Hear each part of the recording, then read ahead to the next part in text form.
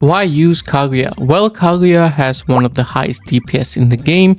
She can provide some support in terms of slow, buff, and repulse on top of having big nuke and small nuke. However, she really needs Moon Orc for her to function properly, and her AoE isn't greatest on top of being quite expensive to place and max.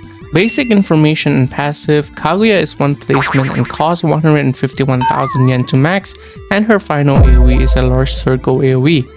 As for her passive, she gains 20% damage buff and 10% range buff every time she activates a new dimension. Her second passive allows her to restore your unit meter by 2% every time she attacks, but it will not apply to a unit with swap gauge. And every time she attacks, she will teleport to the nearest enemy like Katakuri. However, when she activates Domain, she will teleport to the first enemy even though you are out of range. Lastly, Kaguya will have all the element in the team, and if the dimension match with her already have element, it will buff Kaguya for 50% damage for the duration of the domain. Now for her ability, Kaguya has two abilities. Her first ability allows her to activate domain. She has 3 domain. One fire domain, she would gain a fire element, and once it activates it, it will burn all the enemy on the map for 35% of her damage for 8 seconds. And fire element unit will do 30% more damage in this domain. And second ice domain, she will gain water element for duration of the domain, and at the start it will freeze all enemy on the map for 2 seconds, and water element will do 30% more damage. Third and finally, sand domain, she will gain blast element, and at the start of it, it will repulse all enemy and blast ally do more damage. As for interaction, talking about it would be confusing, so here is a little diagram that I made on how each element would interact. I figured out that it is really 2 possible outcomes out of 6 combination, so here it is. So now I can finally talk about the second ability, which allowed her to do 10 times her damage. This ability can be used once during a match. And as for her best trait, Moon Orc, nothing else. Best familiar, for her best familiar, burp seemed to be the best overall, but if you can get a good 5 corrupt strange cat, that would be the best.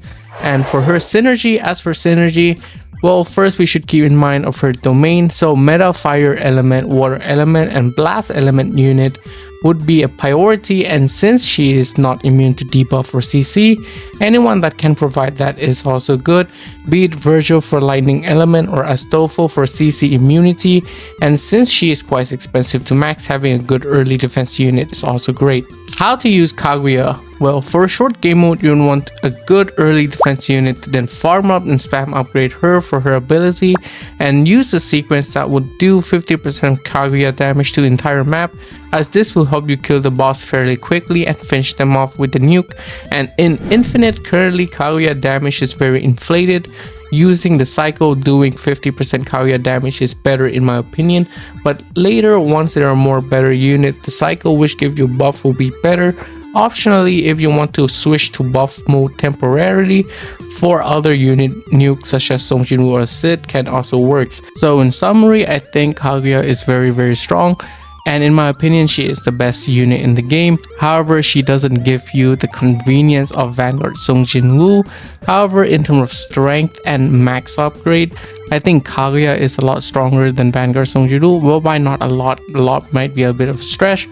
However, she is still a great unit overall. If you somehow got her, please get her Moon Orc.